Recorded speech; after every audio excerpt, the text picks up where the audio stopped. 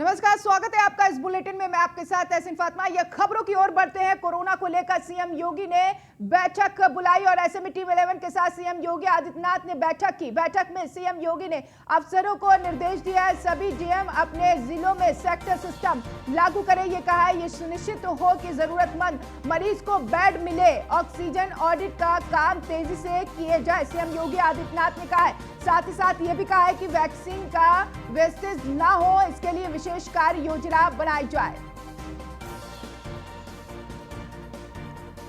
तो अहम जानकारी आप तक पहुंचाई जा रही है। ऑक्सीजन ऑडिट का काम तेजी से किया जाए। सीएम योगी आदित्यनाथ ने कहा है वैक्सीन का वेस्टेज ना हो, इसके लिए विशेष कार्य योजना तैयार हो। कोरोना को लेकर एक अहम बैठक फिर हुई। टीम 11 के साथ तमाम जरूरी दिशा निर्देश दिए गए हैं। अब 3 चीज में सबसे ज्यादा ध्यान दिया जा रहा है। एक तो बेड की व्यवस्था हो, ऑक्सीजन की व्यवस्था हो, दूसरा वैक्सीनेशन जल्द से जल्द किया जाए। 1 मई से वैक्सीनेशन अभियान शुरू होना है, उसको लेकर भी अब उत्तर प्रदेश में तैयारियां। कुछ ग्राफिक्स के जरिए जानकारी। सभी जिलाधिकारी अपने जनपदों में सेक्टर प्राणी लागू करें। ये सुनिश्चित कराया जाए कि हर जरूरतमंद मरीज को बेड मिले। बेड आवंटन और डिस्चार्ज पॉलिसी को प्रभावी ढंग से लागू कराया जाए, ये निर्देश जारी किया है। शासन आदेश का उल्लंघन हुआ तो डीएम और सीएमओ की जिम्मेदारी होगी और ऐसे में ऑक्सीजन ऑडिट का काम तेजी से किया जाए। सीएचसी पर छोटे ऑक्सीजन जनरेशन प्लांट लगाए जाएंगे, ये निर्देश दिए गए हैं। वैक्सीन का वेस्टेज ना हो, इसके लिए विशेष कार्य योजना बनाया जाए। टेस्टिंग और ट्रेसिंग को दोगुनी क्षमता में बढ़ाने की जरूरत है। कॉन्टैक्ट ट्रेसिंग की और बेहतर किए जाने की जरूरत है। Integrated control and command centre को सभी जिलों में लगाया जाए। हर कोविड अस्पताल दिन में 2 बार खाली बेड्स का विवरण सार्वजनिक करें। होम आइसोलेशन में इलाजरत मरीजों से हर दिन संवाद स्थापित हो। सभी जिलों के प्रत्येक छोटे बड़े अस्पताल की स्थिति पर नजर रखी जाए। सभी जिलाधिकारी अपने जनपदों में सेक्टर प्राणी लागू करें, ये निर्देश जारी किया गया है।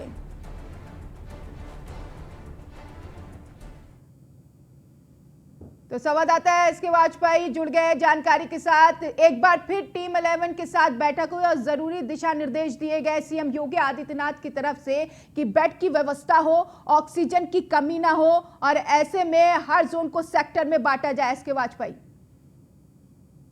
योगी आदित्यनाथ आज जब टीम 11 की बैठक कर रहे थे तो कई महत्वपूर्ण बिंदुओं पर उन्होंने दिशा निर्देश दिए, खास तौर पर बेड्स की उपलब्धता को लेकर, ऑक्सीजन को लेकर, क्योंकि जिस तरीके से लखनऊ, प्रयागराज, कानपुर, वाराणसी ये वो जिले हैं जहां पर लगातार शिकायतें थी कि यहां पर बेड्स नहीं मिल रहे हैं, ऑक्सीजन की समस्या है। तो कहीं ना कहीं इन जिलों में लगातार ऑक्सीजन की सप्लाई की गई, मॉनिटरिंग भी शुरू कराई गई और साथ ही साथ इन जिलों में ऑडिट भी हो रहा है, जिस पर मुख्यमंत्री जी ने संतोष जताया और साथ ही साथ ये भी निर्देश दिया कि और तेजी के साथ इस व्यवस्था को लागू करें और कहीं ना कहीं ऑक्सीजन लगातार खासपुर हॉस्पिटल को मिले जहां पर जरूरत है। खासतौर पर बरेली और आगरा और अलीगढ़ जैसे जिलों में भी मुख्यमंत्री ने मॉनिटरिंग सिस्टम लागू करने के निर्देश दिए। साथ ही साथ सीएचसी स्तर पर भी छोटे ऑक्सीजन जनरेशन प्लांट लगाने के निर्देश दिए। हालांकि मुख्यमंत्री ने इस टीम 11 की बैठक के दौरान यह भी बताया कि 32 प्लांट पहले से उत्तर प्रदेश में है, 39 नए प्लांट लगने जा रहे हैं। तो निश्चित है कि जल्द ही उत्तर प्रदेश में ऑक्सीजन की समस्या को खत्म कर दिया जाएगा। जहां तक रेमडेसिविर इंजेक्शन का सवाल है, मुख्यमंत्री ने उस पर भी साफ किया कि जो उत्तर प्रदेश सरकार के निर्देश हैं कि चाहे वो मरीज किसी भी हॉस्पिटल में भर्ती हो, अगर उसको जरूरत है तो सरकार मुफ्त तौर पर उपलब्ध कराएगी। इसके लिए डॉक्टर का रिकमेंडेशन जरूरी होगा। तो कहीं ना कहीं उस पर भी लगातार ध्यान दिया जाए। साथ ही साथ जो कॉन्टैक्ट ट्रेसिंग को लेकर लगातार निर्देश थे, उन पर कितना फॉलो अप हुआ है उसको और तेजी के साथ बढ़ाया जाए। तो ये वो महत्वपूर्ण निर्देश थे मुख्यमंत्री योगी आदित्यनाथ के, जो कि ऑक्सीजन, रेमडेसिविर इंजेक्शन, बेडों की संख्या, साथ ही साथ जो विभिन्न प्रदेशों से लौट रहे लोग उनका भी चेकअप और साथ ही साथ उनके मिलने वालों के कॉन्टैक्ट ट्रेसिंग। तो ये निर्देश मुख्यमंत्री की तरफ से दिए गए हैं। हालांकि लगातार उत्तर प्रदेश में प्रयास किए जा रहे हैं कि जहां भी ऑक्सीजन की समस्या है या कोई भी समस्या आ रही है, बिल्कुल उस समस्या को दूर किया जाए। शुक्रिया एसके वाजपेयी तमाम जानकारी के लिए।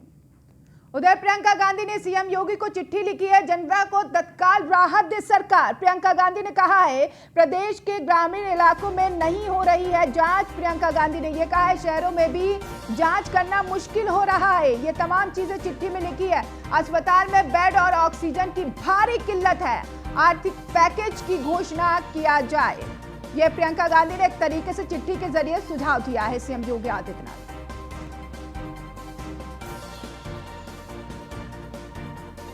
अहम जानकारी। अब तमाम समस्याओं को लेकर विपक्ष आवाज बुलंद कर रहा है। सत्ता पक्ष को चिट्ठी लिखी गई है और उसमें कहा गया है कि ग्रामीण इलाकों में नहीं, शहर में भी ऑक्सीजन की कमी आ रही है, बेड की समस्याएं आ रही हैं, उन समस्याओं का हल किया जाए। तो प्रियंका गांधी ने सीएम योगी को चिट्ठी लिखी है, जनता को तत्काल राहत देने की बात कही है। एक तरफ देखिए सीएम योगी आदित्यनाथ लगातार प्रयास कर रहे हैं कि जनता को राहत मिले और दूसरी ओर सियासत साफ तौर पर देखी जा रही है।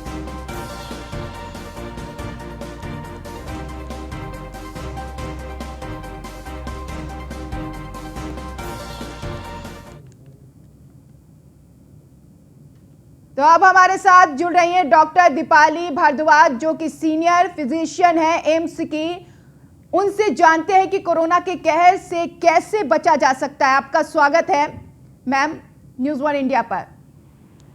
जी जरूर। देखिए, हम सबको ही मालूम है और आरोग्य सेतु ऐप से लेके अभी तक 1-1.5 साल हो गया इस पैंडेमिक में, और सब आपके चैनल में भी बहुत बारी मुहिम उठाई है। मास्क आपकी वैक्सीनेशन है, आपको अपने हाथों का हाइजीन मेंटेन करना है, 2 गज की दूरी, मगर अब इस म्यूटेटेड स्ट्रेन में उससे भी ज्यादा दूरी। आज ही जो गाइडलाइंस आई हैं, जितना ज्यादा आप मास्क पहन पाएंगे, स्पेशली अगर घर में छोटे बच्चे हो तो आपको मास्क ज्यादा पहनना है ताकि आप बच्चों को इन्फेक्ट ना करें। जी देखिए, ये वायरस ज्यादा स्मार्ट है हम इंसानों से, ये अपना रूप बदले जा रहा है। लकीली ये हमारे साइंटिस्ट की अच्छी जो खोज की जो इंडियन वैक्सीन है, और कल से उसकी बुकिंग स्टार्ट हो जाएगी। आपके चैनल के द्वारा निवेदन है और सरकार को भी निवेदन है कि होपफुली ये जो वैक्सीन प्रोसेस है ये स्मूथ रहे, इजी रहे, और आप लोग हर इंसान अपने दोस्त को, अपने साथी को प्रोत्साहित करें मास्क पहनने के लिए और टीकाकरण के लिए। जैसे ही आपको अपॉर्चुनिटी मिले जाए और टीका ले लें, ये आपकी वैक्सीन है। लेकिन हम जानना चाहेंगे डॉक्टर दीपाली जी कि हमने पहला जो कोरोना का फेज था वो हमने फेस किया बाकायदा, हमें एक तरीके का एक्सपीरियंस हो गया। जब हमें एक्सपीरियंस हो गया तो दूसरी लहर हम पर क्यों हावी हो रही है? ये एक वायरस है, वायरस का काम ही ये होता है कि अपने रूप बदलना, जिसे कहते हैं म्यूटेशन। 3rd म्यूटेशन ऑलरेडी पाई जा चुकी है ईस्टर्न इंडिया से। हमारी जीनोम स्टडीज जरूर ऑन होंगी और होने की बहुत जरूरत है, ताकि पता कर सके कि अब जो संक्रमण फैल रहा है कोई नया स्ट्रेन तो नहीं पैदा हो गया है, क्योंकि वायरस को इंसान चाहिए होता है अंदर मल्टीप्लाई करने के लिए और म्यूटेट करने के लिए। लेकिन तो अगर आप देखें, ये सवाल उठता है कि पहला फेज तो हमने झेल लिया, उसको फेस कर लिया, धीरे धीरे कोरोना खत्म होता हुआ दिखाई दिया, लेकिन जो दूसरी लहर है वो सबसे ज्यादा हावी होती हुई क्यों दिखाई दे रही? क्या इसके पीछे की आप वजह मानती हैं? सबसे बड़ा म्यूटेशन ऑफ वायरस। म्यूटेशन क्यों हुई? क्योंकि हम लोगों ने मास्क या उसकी एहतियात को बरतना कम कर दिया। कहीं पे हम लोग इकट्ठे होने लग गए, फंक्शन होने लग गए। सरकार से पूरी दरखास्त है कि कहीं पे भी 10 लोग से ज्यादा इकट्ठे ना होने दें। जितना हम लोग फिजिकल डिस्टेंसिंग मेंटेन करेंगे, क्योंकि हमारी दिक्कत ये है कि हमारी जनसंख्या बहुत ज्यादा बड़ी है और इतने बड़े लोकतंत्र में किसी भी सरकार से दिक्कत आएगी। और ये हमारी पॉपुलेशन की वजह से जो इसमें म्यूटेशंस होती जाएंगी, वायरस के नए रूप आएंगे, कल को उस पर दवाई ना काम करे। अभी तो अच्छा है कि एटलीस्ट वैक्सीन काम कर रही है, मगर एक सबसे बड़ी वैक्सीन जो सबके पास है वो है उनका मास्क। अपने घर पे आप अपनी लंग्स की, फेफड़ों की एक्सरसाइज करें, डीप ब्रीदिंग करें, अपनी डाइट को बेहतर करें, पोषक खाना खाएं। लाल, पीला, जामुनी, हरा, इन चारों में से किसी भी रंग का कुछ भी आप खाएंगे तो वो हमारे शरीर में ताकत ज्यादा बढ़ाता है। बेक्ड या ग्रिल्ड फॉर्म में, उसी को आप डीप फ्राई कर देंगे। टमाटर सब्जी में डाल दिया तो काम नहीं है, टमाटर सैलेड में खाएंगे तो एंटीऑक्सीडेंट बढ़ाता है, शरीर की लड़ने की ताकत बढ़ाता है। जी, ये जानना चाहूंगी डॉक्टर दीपाली जी, ये किस तरीके का स्ट्रेन है? पहला तो समझ में आता था कि आप मास्क लगाइए, 2 गज की दूरी बनाइए, और अब भी देखिए ये भी कहा जा रहा है मास्क लगाइए, 2 गज की दूरी। मास्क लगाने के बावजूद भी, डबल मास्क लगाया जा रहा है, उसके बावजूद भी कोरोना हो रहा है। कोई सिम्टम्स नहीं है, असिम्टोमेटिक है, फिर भी कोरोना जब टेस्ट कराते हैं तो पता चलता है कि रिपोर्ट पॉजिटिव आई है। जी देखिए, ये वायरस है, जिस तरह पहले इन्फ्लुएंजा रहा है, हमने पिछले पैंडेमिक में भी देखा है, तो वायरस के अलग अलग रूप और अलग अलग सिम्टम्स होते हैं जी। इसके सिम्टम्स अब थोड़े बदल चुके हैं, जैसे बच्चों में लूज मोशन, वॉमिटिंग, पसली का ज्यादा चलना, उंगलियों का काला पड़ जाना देखा जा रहा है। मगर जो ज्यादातर डेथ देखी जा रही है वो उन्हीं की देखी जा रही है 30 to 40, जो शायद पहले एसिम्प्टोमेटिक कैरियर रही है और उनका ये सेकेंड या थर्ड अटैक हो सकता है। तो इसीलिए अपने आप को घर में बचाएं। वायरस कितना भी रूप बदल ले, वैक्सीन वही रहेगी, मास्क और टीकाकरण। और जितना तो क्या ये वायरस पहले से ज्यादा खतरनाक है? लेकिन रिकवरी की अगर नजर डाले तो पहले रिकवरी रेट काफी अच्छी थी, आपको भी पता है जब पहला फेज था रिकवरी रेट उसके टच में थी, जितना आता था मामला उससे ज्यादा लोग ठीक होते थे, और अब रिकवरी रेट घटती हुई नजर आ रही है। देखिए, रिकवरी रेट तो हमारा काफी अच्छा ही रहा है। अभी हमारे यहाँ पे हेल्थ स्ट्रक्चर जो है वो भी थोड़ा सा कॉम्प्रोमाइज है, हम सबको पता ही है, पहले से ही कॉम्प्रोमाइज है, अब और उसमें दिक्कत आ रही है। तो ऑक्सीजन की कमी, कभी रेमडेसिविर की, कभी दवाई की, कभी नॉर्मल बेसिक दवाई केयर की, बेड की, तो ये दिक्कतों की वजह से ज्यादा भी हो सकता है कि डेथ रेट बढ़े। मगर ये नहीं कह सकते कि ये वायरस हाँ ज्यादा घातक है। टाइम पे अगर इलाज होता है तो काफी ज्यादा चांसेस हैं, क्योंकि इंडियन डॉक्टर्स बहुत एक्सपीरियंस्ड हैं, तो वो अपना लड़ाई इसके साथ ठीक से कर सकते हैं।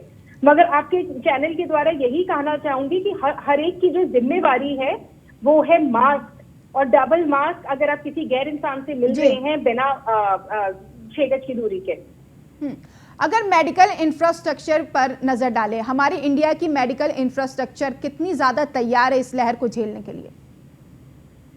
हमारी हेल्थ इंफ्रास्ट्रक्चर बहुत ज्यादा तैयार तो नहीं है, और वो दिखाई भी दे रहा है। और हर एक कोई फोन आता होगा, हम डॉक्टर्स को भी बहुत दिक्कत हो रही है कि खुद के ही दोस्त और जानकार के लिए हम बेड नहीं दिलवा पाते हैं कितनी बार, तो वो दिक्कत तो बढ़ती ही दिखाई दे रही है। और इसीलिए सरकार से ज्यादा रिक्वेस्ट है कि हमें स्ट्रिक्ट लॉकडाउन चाहिए, बहुत जरूरी है, और तेज की स्पीड पे टीकाकरण होना चाहिए। दिन का 1 करोड़। देखिए, एक चीज बड़ा अंतर है यहाँ पर, वो साफ साफ आप भी जानती हैं दीपाली जी, कि पहले हमारे पास टीका नहीं था, हम कहते थे हमारे पास कोई काट नहीं है कोरोना की। अब हमारे पास काट है तो कोरोना और ज्यादा हावी हो रहा है। तो हमें किस चीज पर ज्यादा जोर देना चाहिए डॉक्टर दीपाली जी?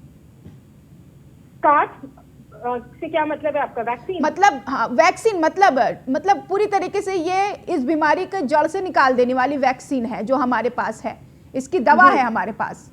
हमारे पास जो संजीवनी बूटी आ गई है, और वो जो संजीवनी बूटी जितनी जल्दी लगेगी, मगर आप हमारी जनसंख्या और पॉपुलेशन को देखिए।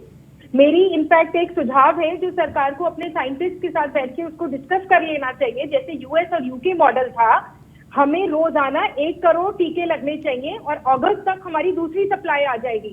30 से 40 दिन में हर भारतीय को एक वैक्सीन लग चुकी होगी। सीनियर सिटीजन की दूसरी वैक्सीन, डॉक्टर्स की दूसरी वैक्सीन, मीडिया वालों की दूसरी वैक्सीन लग जानी चाहिए साथ साथ। मगर बाकी लोगों को, जितनी बाकी जनता है, ये हेल्थ केयर वर्कर्स और फ्रंटलाइन वर्कर्स, पुलिस वाले को छोड़ के, उनको भी पहली वैक्सीन लग जानी चाहिए जल्दी से जल्दी। दूसरी वैक्सीन का गैप बेशक बढ़ा दें, क्योंकि पीछे से वैक्सीन की भी कमी होती हुई हम न्यूज में खबर पढ़ रहे हैं। मतलब कोरोना को खत्म करना है तो वैक्सीनेशन के अभियान को और ज्यादा आगे बढ़ाना होगा, बहुत ज्यादा आगे बढ़ाना है। वक्त मेरे पास मैम इतना ही है। बहुत शुक्रिया डॉक्टर दीपाली जी, आप जुड़ी और बहुत अच्छे सुझाव दिया और जानकारी दी। हमें यकीन हमारे दर्शकों तक अहम जानकारी पहुंची होगी डॉक्टर दीपाली की तरफ से, और ऐसे में आप भी सतर्क रहिए, सजग रहिए, और कोरोना से बचने के लिए जो आपको पता है काट वही है, 2 गज की दूरी, मास्क है जरूरी। वैक्सीनेशन के लिए अपने अंदर, अपने आसपास के लोगों में जागरूकता फैलाइए और वैक्सीन जाके लगवाइए। कोरोना संकट को लेकर बोले सपा प्रवक्ता अनुराग भदौरिया, सरकार अपनी कमी छुपाने में लगी हुई है। अनुराग भदौरिया का यह कहना है सरकार लोगों की मदद नहीं कर पा रही है, ये सीधा आरोप लगाया है। ऑक्सीजन की कमी है, लोगों को बेड नहीं मिल रहा है, अनुराग भदौरिया ने यह आरोप लगाया है। उत्तर प्रदेश में लगातार कोरोना से लोगों की मौतें हो रही हैं, और उत्तर प्रदेश की सरकार अपनी कमी छिपाने के लिए लोगों को धमका रही है। तो मैं उत्तर प्रदेश सरकार से पूछता हूं कि उत्तर प्रदेश के जो सांसद हैं मोहनलालगंज से, मेरठ के, और उनके जो मंत्री हैं, सरकार की ऑक्सीजन कमी होने पे, बेड की कमी होने पे और जो अव्यवस्था होने पे सवाल उठा रहे हैं, तो क्या सरकार उनके ऊपर एनएसए लगाएगी, उनकी संपत्ति जब्त करेगी? क्या सरकार ये बताए? एक तो सरकार लोगों की मदद नहीं कर पा रही है, लोग में हाहाकार मचा है, ऊपर से सरकार धमका भी रही है। ये सरकार है या तानाशाही है? ये पहली बार हमारे देश के अंदर में देखने को मिला है कि सरकार अपनी नाकामी छुपाने के लिए लोगों पे धमका। वहीं कोरोना संकट को लेकर सुप्रीम कोर्ट में सुनवाई हुई। केंद्र सरकार ने सुप्रीम कोर्ट में जवाब दाखिल किया और ऐसे में सुप्रीम कोर्ट ने केंद्र से मांगा ऑक्सीजन दवाइयों का प्लान। और ऐसे में केंद्रीय संसाधनों के उपयोग के लिए क्या है योजना, ये भी कहा है। वैक्सीन के अलग अलग दामों पर केंद्र क्या कर रहा है, ये भी सवाल किया है। राष्ट्रीय मुद्दों पर हमारा दखल देना जरूरी था, सुप्रीम कोर्ट ने कहा है। हम राज्यों के बीच समन्वय बैठाने का काम करेंगे। अब शुक्रवार को होगी कोरोना संकट पर सुनवाई।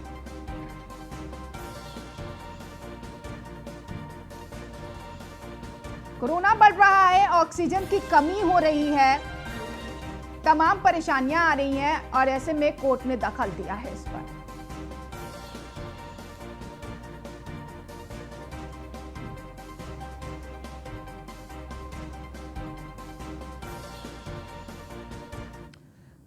अगली खबर नोएडा से है। सांसद डॉक्टर महेश शर्मा ने की है क्षेत्रवासियों से अपील। कोरोना संकट काल में सावधान रहने की अपील की है उन्होंने।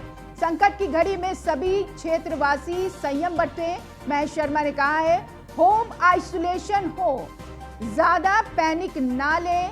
महेश शर्मा ने कहा है ऑक्सीजन और रेमडेसिविर इंजेक्शन की दौड़ में ना दौड़ें और ऐसे में डॉक्टर्स की सलाह लेकर संयम के साथ घर पर ही रहें, महामारी से लड़ें। ये कहा है डॉक्टर महेश ने। कहा है कि इस घड़ी में हम सब साथ हैं। पीएम नरेंद्र मोदी के नेतृत्व में केंद्र सरकार हर संभव प्रयास कर रही है और स्वास्थ्य संबंधित जरूरतों को पूरा करने के लिए अथक प्रयास कर रही है।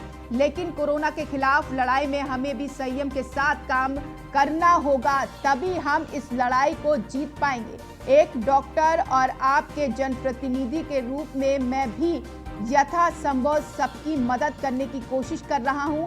आप सब भी एक दूसरे की मदद करें, एक दूसरे का संबल बने। इस वक्त संकट में मानव है और ऐसे में हम मिलकर जीतेंगे, देश जीतेगा, कोरोना हारेगा। अपना ख्याल रखें और सुरक्षित रहें। क्षेत्रवासियों, आज मानवता पर जिस तरह का संकट आया है उसमें हमारा चिंतित होना स्वाभाविक है। डॉक्टर की सलाह का पालन करते हुए होम आइसोलेशन में ठीक होने की कोशिश करें। अनावश्यक रूप से अस्पताल में भर्ती, ऑक्सीजन, रेमडेसिविर इंजेक्शन की दौड़ में ना दौड़े। ऑक्सीजन सैचुरेशन 90% से अधिक होने पर घर पर ही इलाज संभव है। ऑक्सीजन की जरूरत कितनी, कब, किसको है, ये डॉक्टर पर छोड़ दें। अस्पताल, आईसीयू, वेंटिलेटर, बाईपैप की सीमा सीमित है।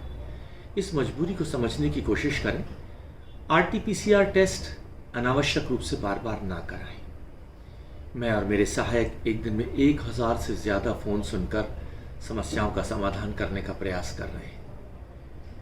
माननीय प्रधानमंत्री जी के नेतृत्व में केंद्र सरकार स्वास्थ्य संबंधी सभी ज़रूरतों को पूरा करने के लिए हर संभव प्रयास कर रही है। प्रिय क्षेत्रवासी, इस बीच आगरा से बड़ी खबर मिल रही है। तीमारदारों ने अस्पतालों में जमकर तोड़फोड़ की है। डॉक्टर और कर्मचारियों के साथ की मारपीट। तो ऐसे में अपेंडिक्स के ग्रसित मरीज का इलाज चल रहा था। हालत बिगड़ते देख तीमारदारों ने तोड़फोड़ करना शुरू कर दिया। कई डॉक्टर और कर्मचारी भी गंभीर रूप से घायल हुए। इलाज न मिलने पर मरीज तोड़ रहे हैं दम। मौके पर पहुंची पुलिस मामले की जांच में जुटी है। थाना न्यू आगरा के लोटस अस्पताल का यह मामला है।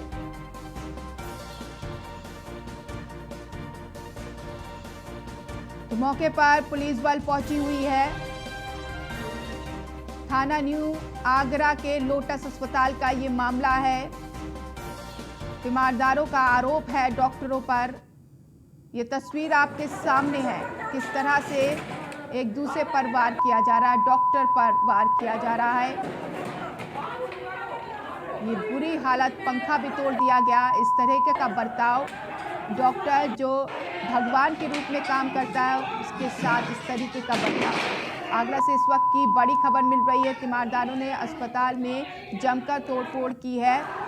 अपेंडिक्स का मरीज का इलाज चल रहा था। हालत बिगड़ने पर तीमारदारों ने तोड़फोड़ किए। कई डॉक्टर और कर्मचारी गंभीर रूप से घायल हुए। इलाज न मिलने पर मरीज दम तोड़ रहे हैं। मौके पर पहुंची पुलिस मामले की जांच में जुटी है। थाना न्यू आगरा के लोटस अस्पताल का ये मामला है।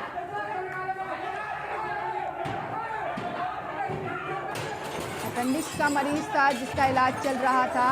स्थिति गंभीर होने की वजह से यहाँ पर तोड़फोड़ सी हो गई।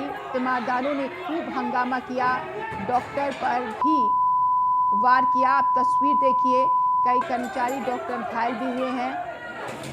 अंधाधुंध मारा गया यहाँ पर। तस्वीर देखिए यहाँ पर किस तरह से कर्मचारियों पर वार किया गया, डॉक्टर पर भी वार किया गया। उनका आरोप है कि डॉक्टरों ने लापरवाही बरती है।